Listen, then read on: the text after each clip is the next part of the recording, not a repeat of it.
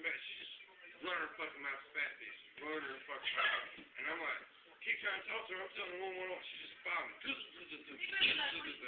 And so I get done paying. She's still right in my fucking ear. She gets over there. And they're like, come over here. Let me tell you. They're telling me about Brit and shit. This girl is just like, can't even tell me a full sentence without just fucking taking a big ass slice of this meatball sub, dude.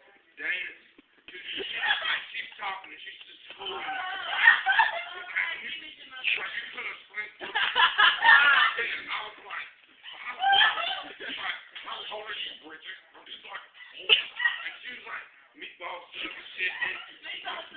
Then Eric is like hanging over the table like right here from her. I'm like, you nasty bitch, she's spitting all over you. I'm like eating off and like both arms sitting there like following me.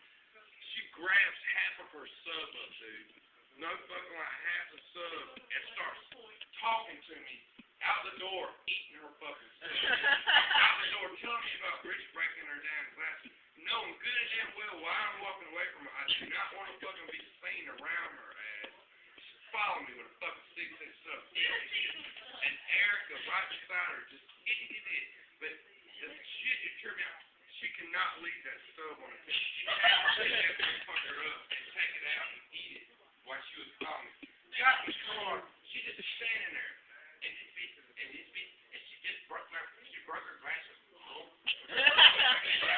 I'm like, this bitch is a fight. She's incredible. She's fucking sitting here and can talk and just jam this sub down her fucking mouth. And you know what I thought about when I turned up Conehead?